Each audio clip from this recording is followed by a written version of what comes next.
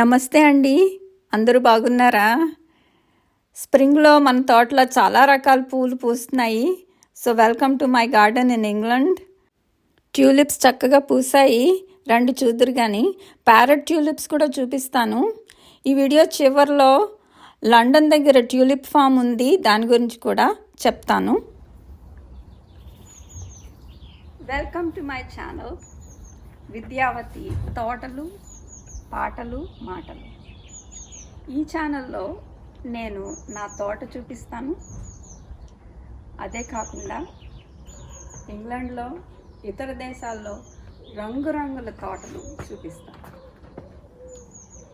రండి, ఈ రంగుల ప్రపంచంలో నాతో పాటు విహరించండి.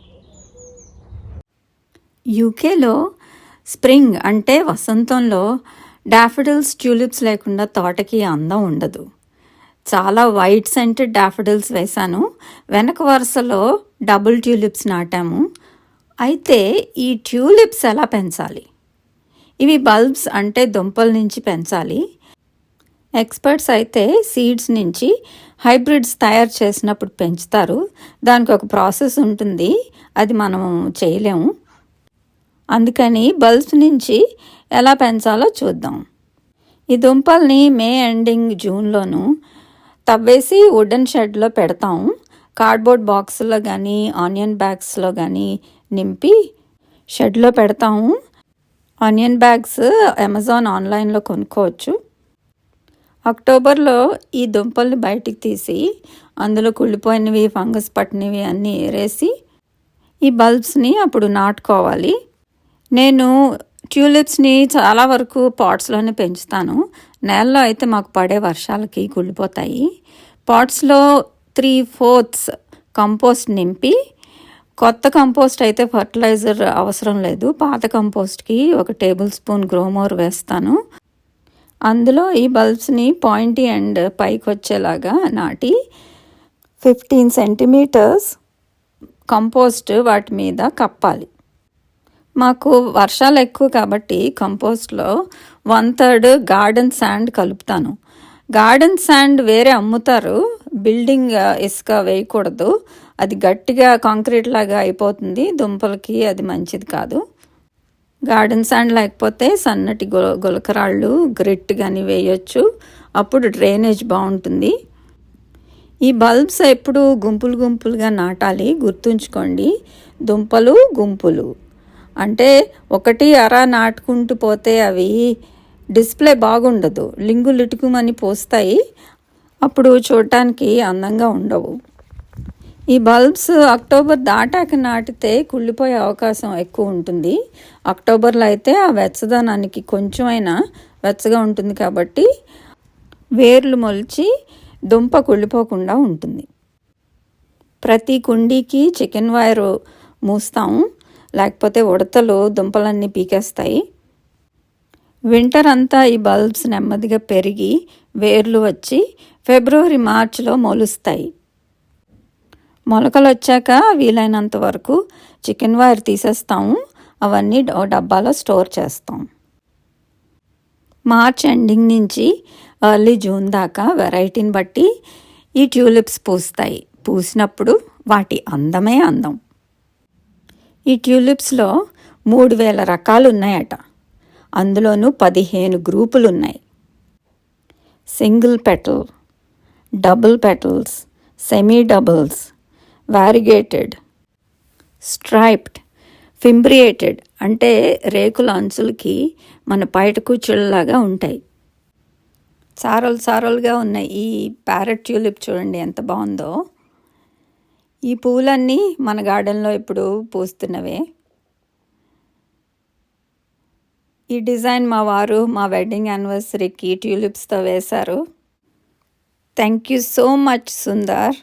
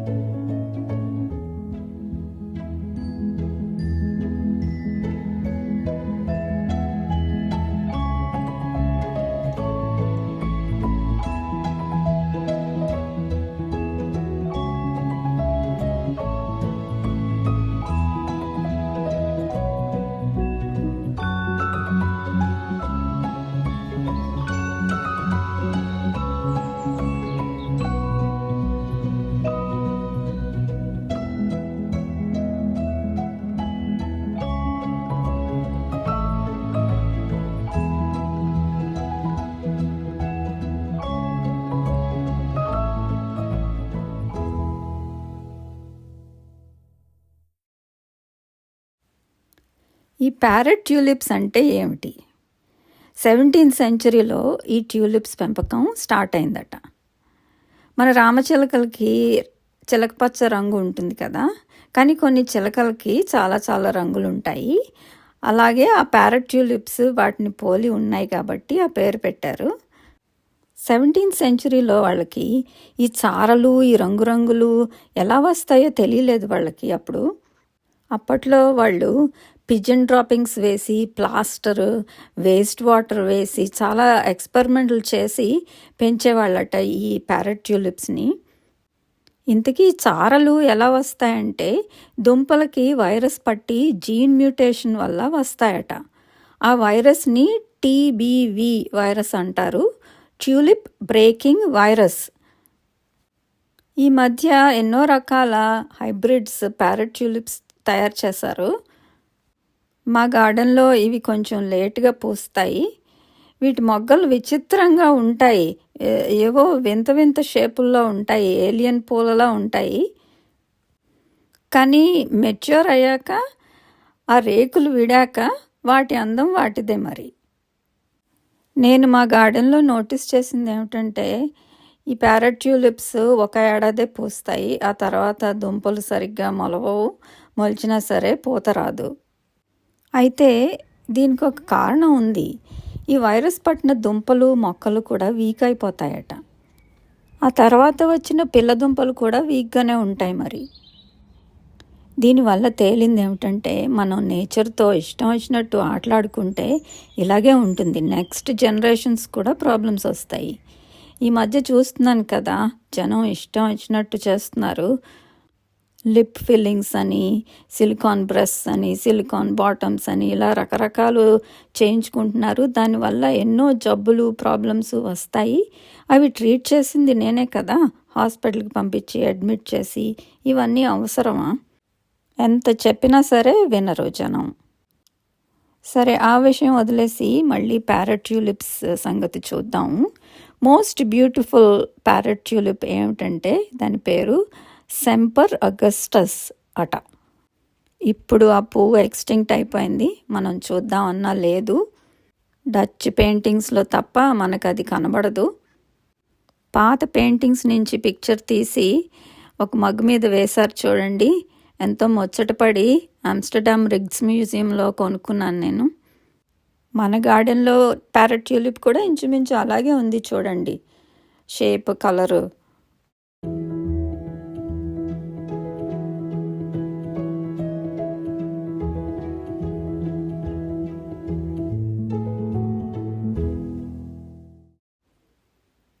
చూశారు కదా మన తోటలో ట్యూలిప్స్ ఎంత బాగా పెరుగుతున్నాయో, ఎంత బాగా పూస్తున్నాయో.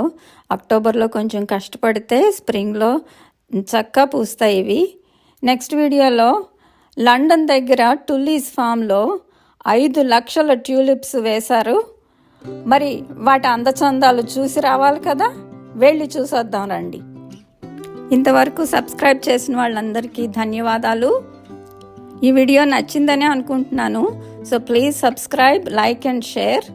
నెక్స్ట్ వీడియోలో మళ్ళీ కలుద్దాము.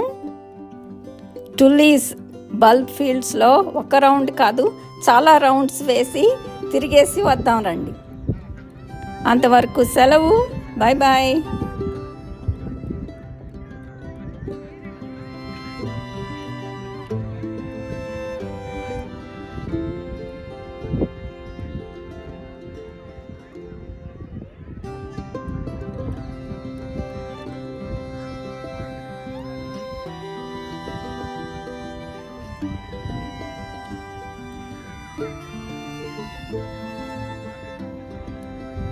Thank you.